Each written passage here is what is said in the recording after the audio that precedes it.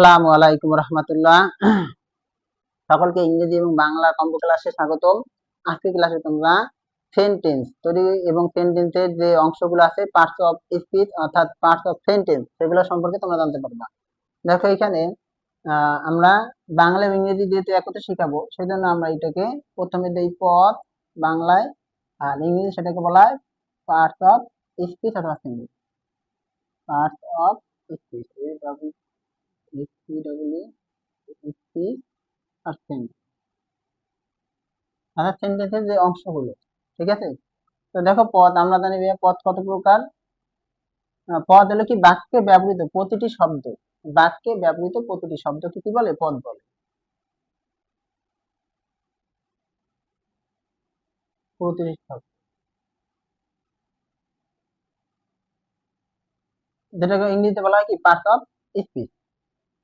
এবার পদ আমাদের দুই প্রকার, সব্যয় পদ আর হলো অব্যয় পদ। তো সব্যয় পদকে আবার চার ভাগে ভাগ করা হয়েছে: বিশেষ্য, বিশেষণ,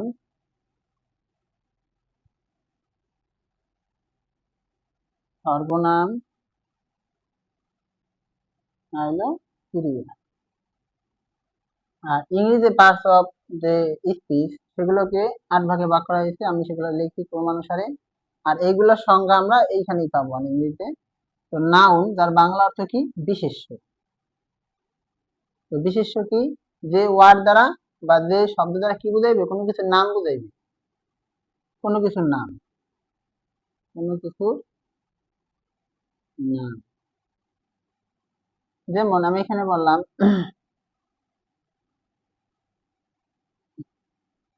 রূপা, রুবেল, রাজশাহী, রাজশাহী। এরপরে আসো, আশা করি তোমরা নাউন বলতে পারছো যে কোনো কিছুর নামকে কি বলে? নাউন বলে। তো নাউন মানে বিশেষ্য। এবার হলো প্রোনাউন। প্রোনাউন মানে হলো আমাদের সর্বনাম। প্রোনাউন মানে হলো আমাদের সর্বনাম। তো সর্বনাম কি বা প্রোনাউন কি? যে নাউনের পরিবর্তে যা বসে, নাউন বা বিশেষ্যের পরিবর্তে যা বসে।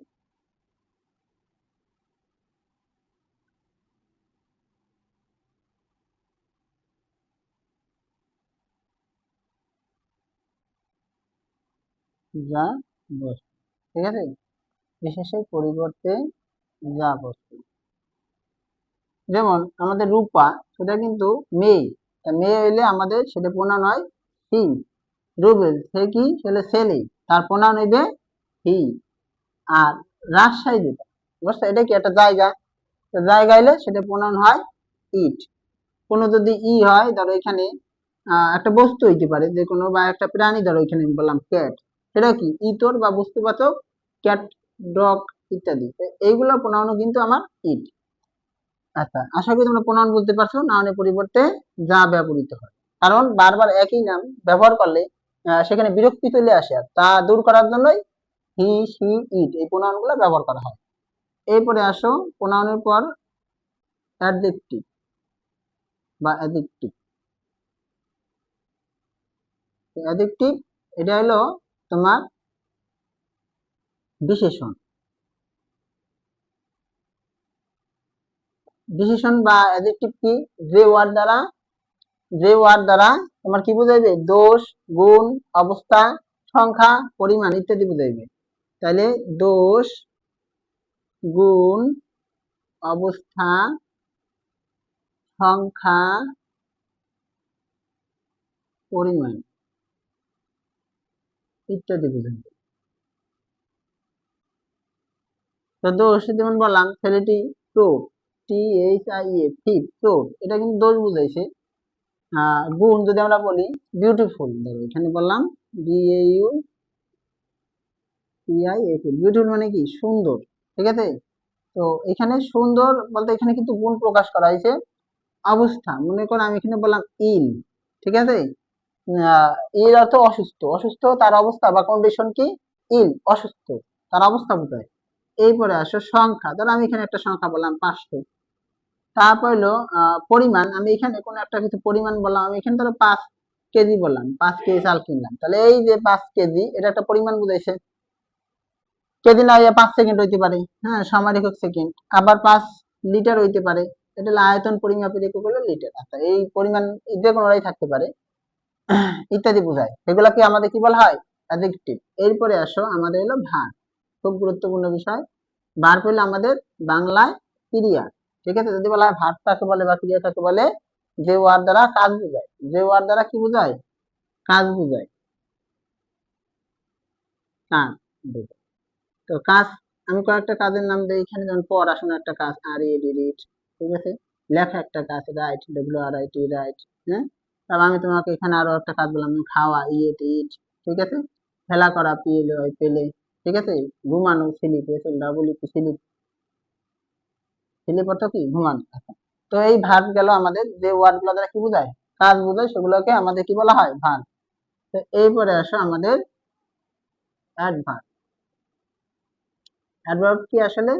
ক্রিয়া বিশেষণ, বাংলায় এটাকে বলা হয় ক্রিয়া বিশেষণ। তো ক্রিয়া বিশেষণ কি? দেখো এখানে ভার্ব দ্বারা সম্পন্ন কাজটি, ভার্ব দ্বারা সম্পন্ন কাজটি, কাজটি কিভাবে, কোথায়, কখন হইতেছে সেটা বোঝায়, এটাকে বলা হয় অ্যাডভার্ব। ভার্ব দ্বারা সম্পন্ন কাজটি কোথায়, ঠিক আছে? কোথায় হইতেছে, কখন হইতেছে, কিভাবে হইতেছে, কিভাবে হইতেছে বোঝায়, হইতেছে বোঝায়। যেমন তো এখানে সাধারণত এই অ্যাডভার্ব চিহ্নের উপরে কি সাধারণত কি থাকে? এটার শেষে এলো আই থাকে, সাধারণত এর শেষে, ওয়ার্ডের শেষে এলো আই থাকে, ওয়ার্ডের শেষে কি থাকে?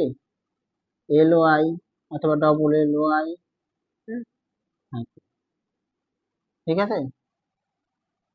যেমন আমি এখানে উদাহরণ দিই,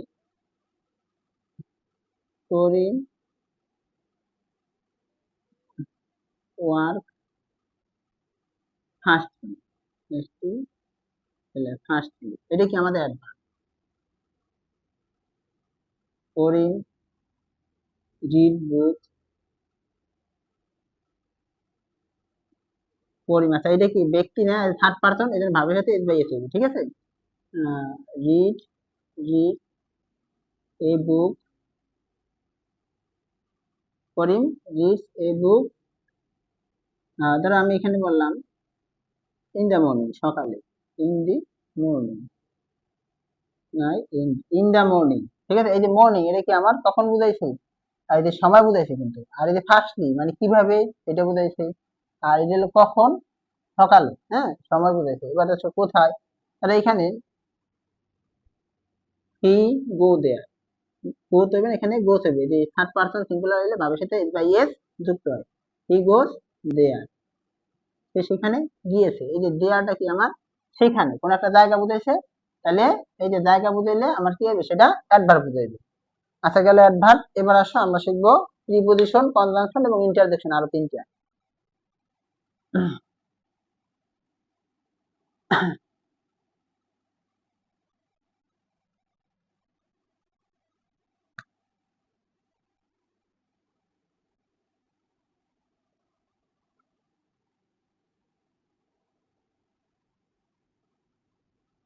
প্রিপজিশন কি? এটা মূলত সম্পর্কবাচক শব্দ, সম্পর্কযুক্ত শব্দ, শব্দ যেটাকে বলা হয় পদান্বয়ী অব্যয়, ঠিক আছে? তো প্রিপজিশন সম্পর্কযুক্ত শব্দ বা পদান্বয়ী অব্যয়, বাংলায় পদান্বয়ী অব্যয় এটা।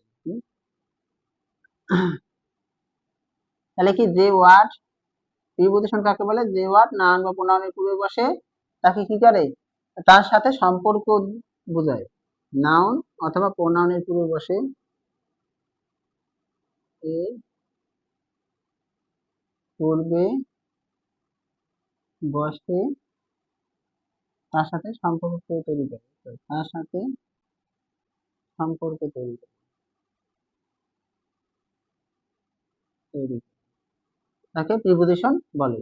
যেমন দি বুক, বইটি, দি বুক ইজ আছে বা হয়, the book is on the table, on the table, টেবিলের উপরে বইটি আছে, বইটি হয় টেবিলের উপরে। তাহলে এই যে অনটা হলো আমার প্রিপোজিশন, এটা নাউন বা প্রোনাউন। এই জায়গায় নাউন কি, এই যে টেবিল একটা বস্তুবাচক নাউন, ঠিক আছে, এটা কিন্তু আমার নাউন, ঠিক আছে। দি, এই যে টেবিল অর্থাৎ টেবিল, আর দি টেবিল মানে কি, টেবিলটি, টেবিলটির উপরে বইটি আছে বা বইটি হয় টেবিলটির উপরে, ঠিক আছে। তাহলে এই যে আমাদের যে নাউন, হ্যাঁ, সেই নাউনের পূর্বে যে ওয়ার্ডটা বসে সেটাকে আমাদের কি বলা, এখানে প্রিপোজিশন। আবার বললো না যে এই নাউনের পূর্বে তো কিছু নাই, তো এইখানে প্রিপোজিশন কই? সবসময় কিন্তু যে নাউনের পূর্বে থাকবে তা না, সাধারণত আমাদের সেন্টেন্সে প্রথমে থাকে সাবজেক্ট হিসেবে নাউন বা প্রোনাউনই বসে, এর আগে কখনো প্রিপোজিশন বসে না। প্রিপোজিশন বসলে পরবর্তী যে নাউন আছে তার পূর্বে বসে। আচ্ছা, তো এবার আসো আমরা প্রিপোজিশনের ক্ষেত্রে আরো কিছু জানি। এই প্রিপোজিশনের সাথে সাধারণত এদের সম্পর্কযুক্ত শব্দ, এই যে বললাম উপরে, নিচে, ঠিক আছে, সাথে, কাছে, এইগুলা যে সম্পর্কযুক্ত শব্দগুলো সেগুলো বসে।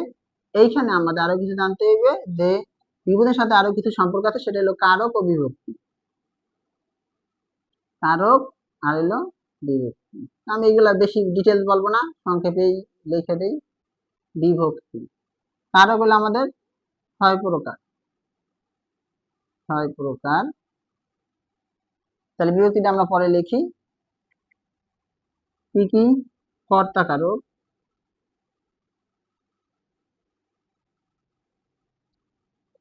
কর্মকারক,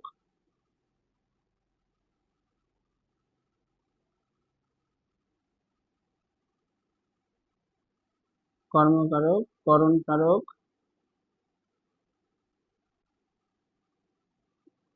কর্তা, কর্ম, করণ, তারপর হলো সম্প্রদান কারক,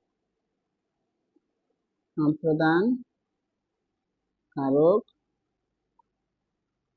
এরপর হলো অপাদান কারক আর অধিকরণ কারক। অপাদান কারক আর হলো অধিকরণ কারক। অধিকরণ, কর্তা কারক কি দেখো, এইখানে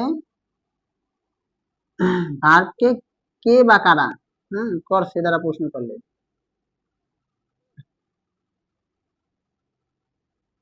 কে অথবা কারা করছে দ্বারা প্রশ্ন করলে উত্তর পাওয়া গেলে সে হইবে কি, সে হইবে এবং কর্তা কারক। কে বা কারা করছে দ্বারা প্রশ্ন করলে উত্তর পাওয়া যায়, প্রশ্ন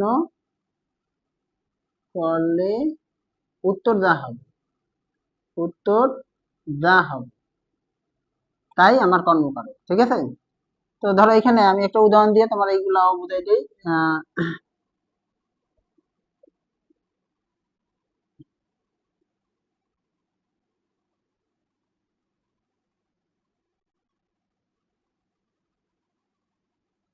রাজু প্রতিদিন স্কুল হতে নিজ হাতে, নিজের হাতে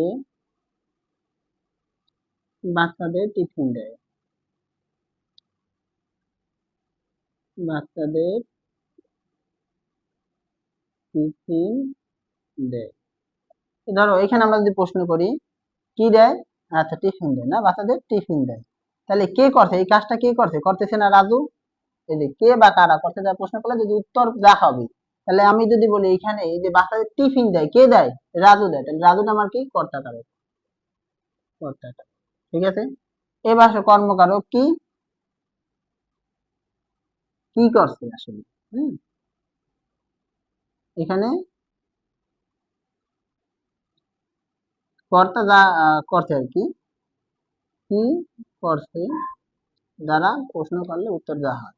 যেমন রাজু কি করছে, রাজু এই যে টিফিন দিছে, ঠিক আছে, টিফিন দেয়, তাহলে কি দেয় আসলে, কি করছে, টিফিন দিছে, তাহলে এখানে টিফিনটা কিন্তু আমাদের কর্মকারক, বুঝতে পারছো, মানে কর্তা যা করবে, কর্তা যা করবে তাই আমাদের কি, কর্মকারক। তো এখানে রাজু কি করছে, রাজু টিফিন দিছে, সিম্পলি। তাহলে এখানে টিফিন দেওয়াটা, টিফিনটা কি আমাদের অবশ্যই কর্মকারক।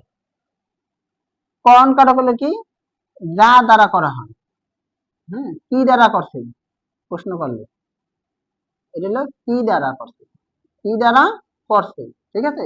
প্রশ্ন করলে যদি উত্তর পাওয়া যায়, উত্তর যা হবে, ঠিক আছে। তাহলে এই যে রাজু কি দ্বারা টিফিন দিছে, এই যে হাত দ্বারা টিফিন দিছে, হাত দ্বারা, হ্যাঁ, বা নিজের হাতে বাচ্চাদের টিফিন দিছে, তাহলে এখানে কি দ্বারা টিফিন দিছে? হাত দ্বারা, তাহলে এখানে হাতটা বিকে আমাদের করণ করে। এরপরে আসো সম্প্রদান কি? এটা হলো কাকে, হ্যাঁ, দিছে কাকে, হ্যাঁ, কাকে দিছে তার প্রশ্ন করলে, কাকে, আমি ভালোভাবে একটু লিখি, কাকে দ্বারা প্রশ্ন করলে, কাকে দিছে,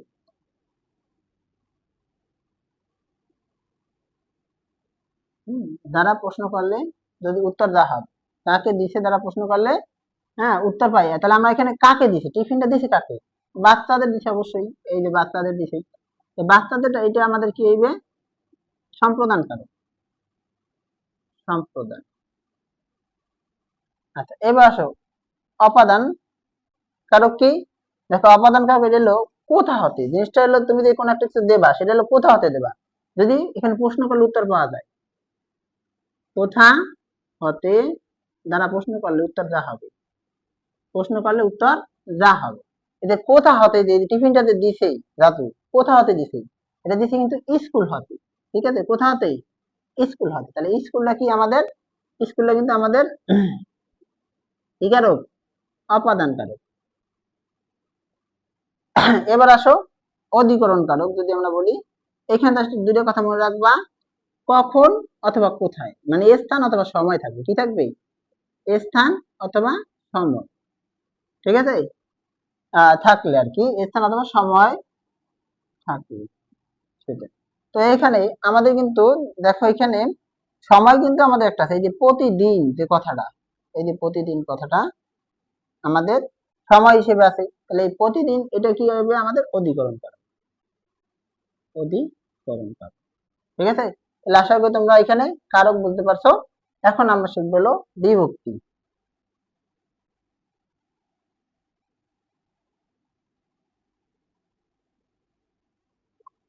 বিভক্তি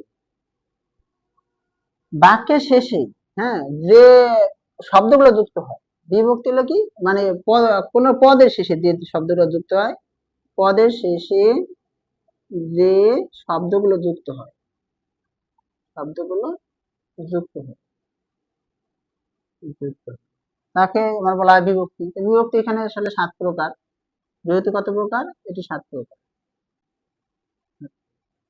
তা আমাদের কি কি সেগুলো আমি একটু 1 থেকে 7 পর্যন্ত, তো এখানে আমাদের ওইগুলো এখানে দিয়ে দিয়েছি একসাথে। প্রথম অথবা সপ্তমী বিভক্তি কিভাবে চিনবা? এটা শূন্য থাকতে পারে, এ থাকতে পারে, অ থাকতে পারে, তে থাকতে পারে, এতে থাকতে পারে, ঠিক আছে। তারপর হলো দ্বিতীয় বিভক্তি, প্রথম দ্বিতীয় বিভক্তি। দ্বিতীয় বিভক্তির ক্ষেত্রে কে, রে, ওয়ার্ডের শেষে কে, রে, ঠিক আছে। ধরো আমি এখানে বাংলায় বলি, যে আহ, এটা উদাহরণ আমি একটা দেই,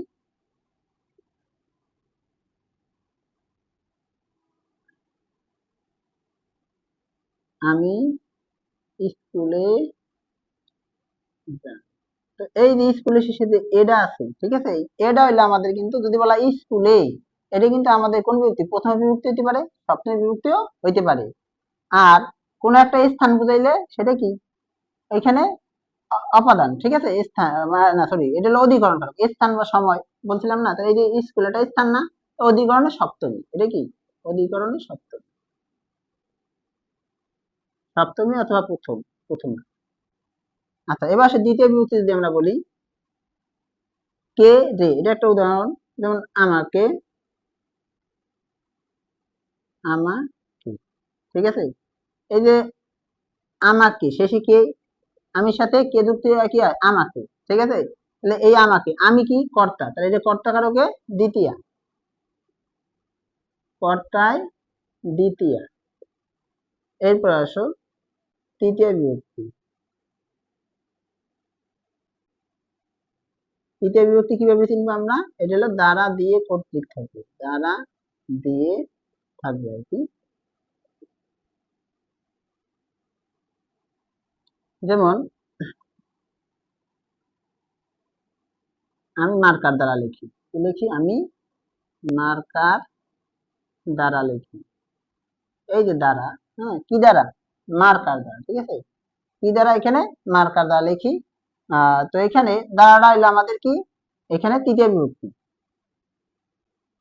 আচ্ছা, বা মার্কার দ্বারা অথবা দিয়ে, যেটাই বলুক, মার্কার দিয়ে লিখি। এরপর হলো আমাদের দ্বিতীয় অথবা চতুর্থ, হ্যাঁ, একই বিভক্তি। এরপর হলো তৃতীয় বিভক্তি, চতুর্থ হলো পঞ্চমী বিভক্তি, পঞ্চমী, হ্যাঁ, বিভক্তি। আচ্ছা, তাহলে পঞ্চমী বিভক্তি কিভাবে চিনবো আমরা? দেখো, এটা হলো হতে, থেকে, তে, ইত্যাদি হয়। হতে, থেকে, তে। যেমন আহ, আমার বাসা হতে স্কুলের দূরত্ব 5 কিলোমিটার, এরকম বলতে পারি। বা আমার হতে তুমি 2 বছরের ছোট, 2 বছরের ছোট, এরকম। তাহলে এই যে হতে বা তে বা থেকে দিলে আমরা বলবো সেটা কি, পঞ্চম বিভক্তি। এরপর হলো ষষ্ঠী বিভক্তি। ষষ্ঠী বিভক্তি যেটা, এটা হলো র থাকবে অথবা এর থাকবে, ঠিক আছে? যেমন করিমের বই, ঠিক আছে? এই যে র আছে, তার বই, করিমের বই। তাহলে এখানে এই যে র বা এর আছে দুটা, হ্যাঁ, র বা এর থাকলে আমার সেটা ষষ্ঠী বিভক্তি হবে, ঠিক আছে? কিন্তু এই যে করিম, এটা কি ব্যক্তি না? তাহলে ব্যক্তি হইলে সেটা হলো কর্তা, তো এটা কিন্তু কর্তায় ষষ্ঠী বিভক্তি, কর্তায় ষষ্ঠী। আচ্ছা, তো যাই হোক, এই আমরা শিখলাম বাংলা। এবার আসি ইংরেজিতে, ওইগুলা ক্ষেত্রে প্রিপজিশনটার সাথে কিভাবে সম্পর্ক আছে সেটা একটু দেখাই, ঠিক আছে?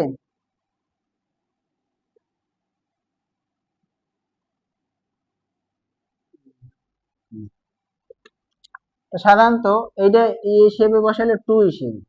যেমন I go to school, SCHOOL, school. আমি যাই, স্কুল তো স্কুল, কিন্তু এখানে টু অর্থ কি হয়? এ। তাহলে আমি যাই স্কুলে, কি হয়? আমি যাই স্কুলে, বা আমি স্কুলে যাই, আমি স্কুলে। এই যে এটা যে হয়েছে সেটাই কিন্তু আমাদের বিভক্তি, যায়। এই যে টু, আমার কিন্তু দেখো যে নাউনের পূর্বে বসছে, এটাই প্রিপোজিশন। তো এবার আসো দ্বিতীয় বা চতুর্থী বিভক্তি কে রে, তাহলে এখানে আমাদের যেটা বসে সেটা হলো হ্যাভ টু, ধরো হ্যাভ টু।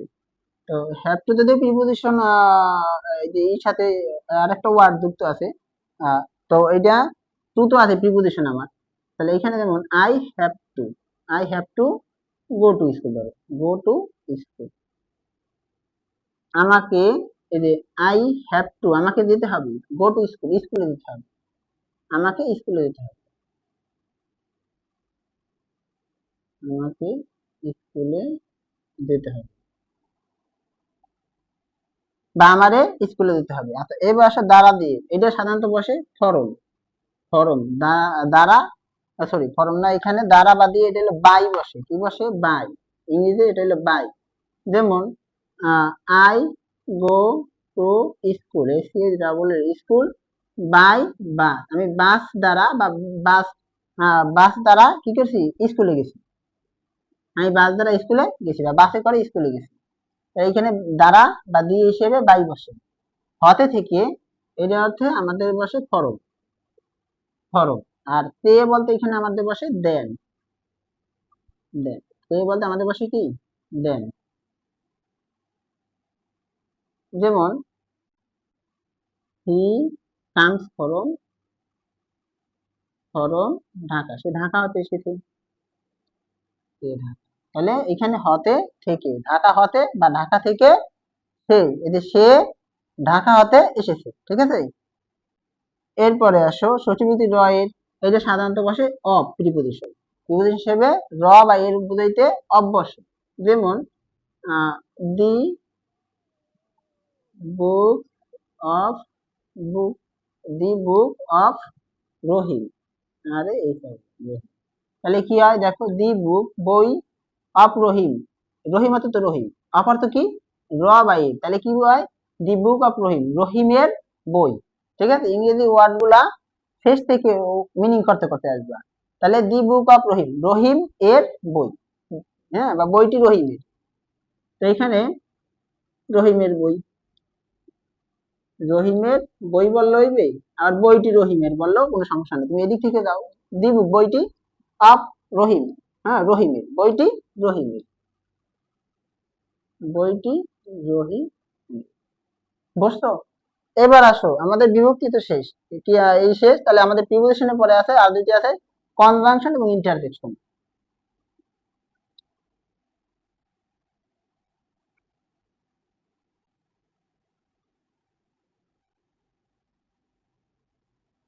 কনজাংশন মানে আমাদের যে বাংলা অব্যয়, ঠিক আছে, বাংলার যে অব্যয় পদগুলো আছে না, ও এবং কিন্তু, সেগুলা, তাইলে যে ওয়ার্ড কি করে দুই বা ততোধিক, যে ওয়ার্ড দুই বা ততোধিক ওয়ার্ড বা সেন্টেন্সকে যুক্ত করে, দুই বা ততোধিক ওয়ার্ড অথবা সেন্টেন্সকে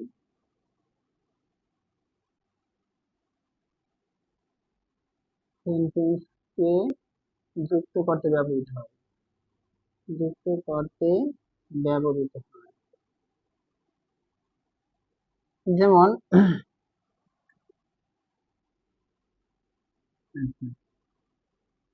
হি ইজ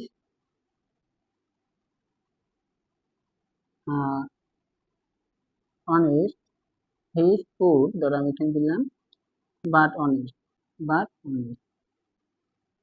তো এখানে বাটটা কি আমাদের দেখে যে অনেস্ট এবং পুর দুইটা ওয়ার্ড কে কি করছে, কনজাংশন হিসেবে কাজ করছে, যুক্ত করছে আর কি বাট দ্বারা। বাট মানে কিন্তু, আবার এরকম বলতে পারি হি ইজ বোথ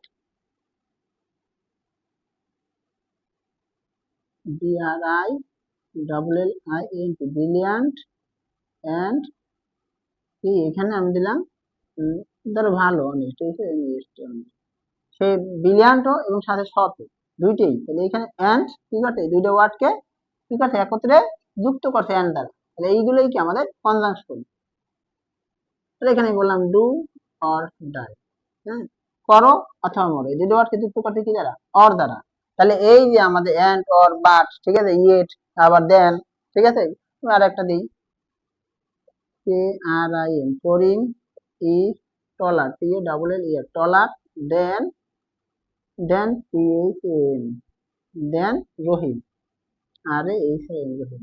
তাহলে করিম রহিমের চেয়ে কি বড়, এখানে দুইটা ওয়ার্ডকে কি করছে কনজাংশন হিসেবে দেন বসছে, তাহলে আমরা আশা করি কনজাংশন বুঝতে পারছি। এইবারে আসো ইন্টারজেকশন, আমাদের যে ইন্টারজেকশন বাংলা হলো আবেগ, যে শব্দগুলো আছে মানুষের যে আবেগ অনুভূতি সেগুলা, তো ইন্টারজেকশন কি, এখানে যেমন আমি বললাম আনন্দ,